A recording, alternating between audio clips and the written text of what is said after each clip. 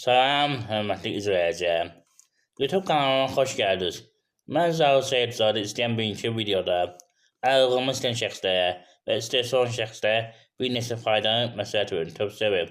Düşünürəm ki, tövsiyəmin faydası çox olacaq. Xüsusilə də oturaq vəziyyətdə işləyən şəxslərə, eyni zamanda əriyli olan şəxslərə. Mən özüm əriyli arabasında olduğuma görə bunun faydasını çox görmüşəm, hörmətli izləyicilər. Zəhmət olmasa videonu bəyənin, YouTube kanalına abunə olun ki, daha çox şəxsin bu barədə xəbər olsun və verdiyim məsləhətin də faydası çox olsun, hörmətli izləyicilər. Deməli, söhbət nədən gedir? İmkan daxilində əgər ayrılmaq istəyirsinizsə, eyni zamanda stresindən uzaq olmaq istəyirsinizsə, şahmat oynayın. Şahmat insanı ayrıladır. Bu sözü mən tək deməyəm, bu sözü Qrasmisdir, dünya çempionu Anatol Karpov da deyib. Deyib, yarışlar vaxtı mən 5-6 kilo ayrılıydım.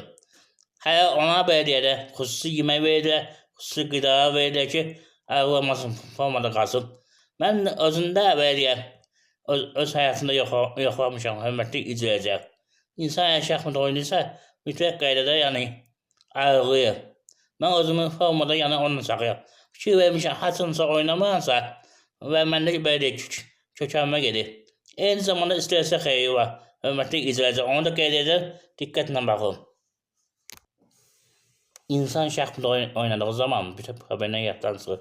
Mən şəxsən öz təcrübəmi bölüşmək istəyirəm ki, mən hansı bir problem beynimdə olanda mən şahmat oynaya bilmirəm. Oynadığım zaman mütləq uduzmayam. Hətta 100% bilirəm ki, uduramağa, yəni uduzuram. Ona görə şahmat elə bir şeydir ki, insanı məcbur edir ki, yəni ki, oynadığım zaman bütün problemlərdən uzaq qalacaq, stresslərdən uzaq qalacaq. Bu da nisbət təsir göstərir insanlara, hörmətli izləyicilər. Mən valideynlərə tövsiyə edərdim ki, uşaqlarınızı şahmatla oynamağa öyrəşdirin. Özdə həyə-bəyə yox, həvəs yaradın. Məsəl üçün gəzməyə gedəcəyik, məsəl üçün sənə falan şey alacağam, əgər uçsam, qoy maraq yaransın. Amma bir məsələni də qeyd edin, hörmətli izləyicilər. Ayda ildə bir daha yox. Onu oynayıcısı gündəlik oynayın. Heç olmasa bir gündən bir oynayın ki, yəni bədən öyrəşsin, beyin öyrəşsin. Beyin insan bədəndə olan yağları yandırır. Beyin fikirləşdiyi zaman.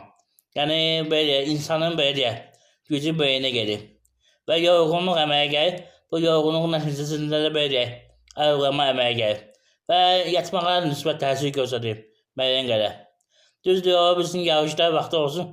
Yarışlar vaxtı həyəcandan o bizim yata bilməzsiniz, fikirləşəsiniz. Amma normal şahmat oynayan şəxs mütləq qaydada, yəni yuxusuna da təsir nisbət edir.